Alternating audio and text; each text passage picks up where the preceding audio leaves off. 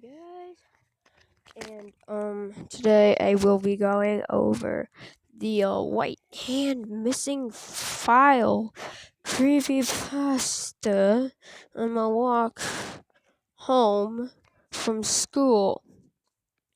So, um, first off, the missing files aren't actually missing.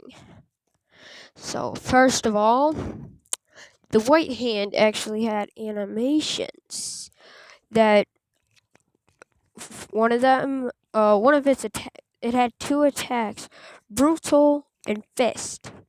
I believe it was fist that it's supposed to curl up into an actual fist and swing at the enemy Pokemon, your Pokemon. But after this happens, it disappears.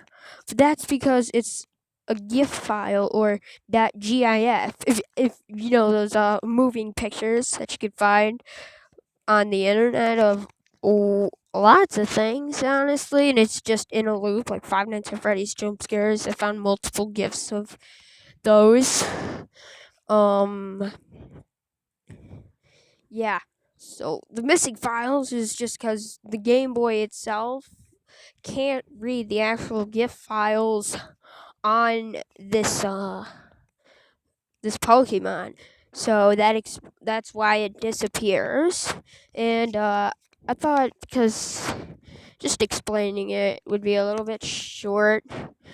So you're supposed to be able to find it on the third floor of Lavender Town Tower. It's basically a decaying human hand, skin peeling from the bone, intestines hanging out very realistically to me in a pixelated sense. But another thing I want to kind of go over with you guys is the Buried Alive Pokemon creepypasta. Now, he was actually originally intended to be the boss of Lavender Town Tower, but after the person beats the game, even if you beat Buried Alive, your game freezes.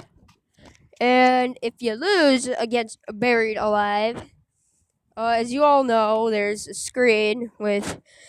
Well, I honestly don't see how he's devouring it, but it is in a sense. You can, in a way, see that, but what it does is it just says it's a classic game over screen with your basically your enemy is eating you, which is honestly strange in a game like Pokemon. But everything surrounding Lavender Town. P.S. I don't believe in the Lavender Town Syndrome creepypasta. It's like the best video game best music in any of the games.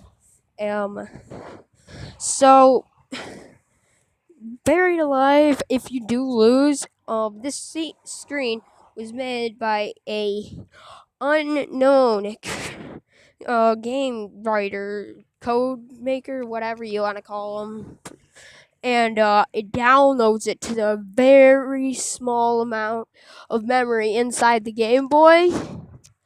And what it does is that every time you go to put in that game, that's what you see. You don't start over from the beginning. Game that Game Boy is useless to you for that game. I don't even know if it does it to all of them. That's what I am very curious about. But yeah, I don't know. Like I said, the thing is that I don't have a copy of Pokemon Fire Red. I have Pokemon Silver, just Silver, plain Silver. There is supposed to be a Lavender Town in it. I have not found it yet. I might make a video on that later. By the way, I don't believe in Lavender. Like I said before, I don't believe in the Lavender Town syndrome, Lavender Town suicides, stuff like that. And P.S. Well, no, not P.S. But another thing is that the missing secret frequencies myth. Sorry, I'm not. Me and us speak English today. The missing frequencies myth. It's just a fake, and you can So it makes how it in the actual Lavender Town it doesn't make a weird sound, but when you watch it, the what's it called the missing frequencies video that's actually like guy added that in and change. You could change. Sorry, buses. I'm walking home, like I said.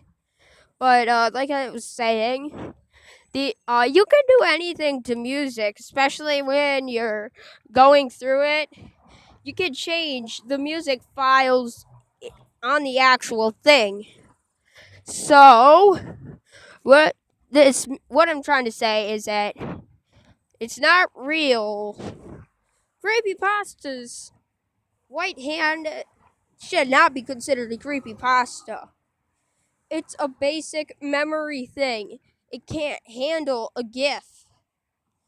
Even though it can print things for some reason, that's actually really cool. I don't know why I'm saying that's bad. It's actually really cool, but I just the thing is that with the buried alive, it might not. I have to test it for myself. I'm trying to get my hands on a copy of Red or Fire Red. I don't care. They both have Lavender Town, both the same. One, because of the music. Two, I want to find out if and see if Missing No is real. I'm gonna have two save files. I'm gonna have two games. I'm gonna attempt to get 2 copies of Fire Red if I can. If Missing No screws it up, but Missing No is a Pokemon that was gonna be in the game, but they decided not to do it. And this was like not long before the deadline for the game to be released.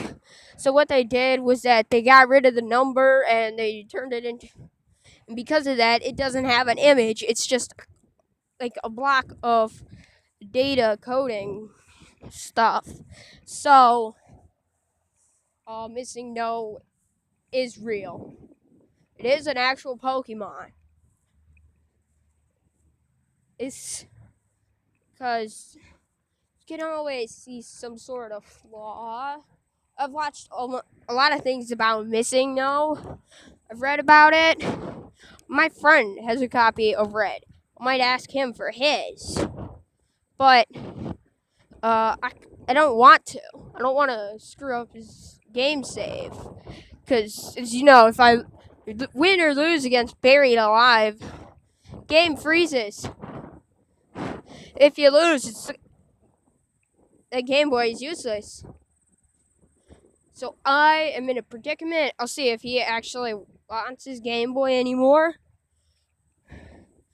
By the way, I am going to be using a Game Boy Advance SP because it has a backlight.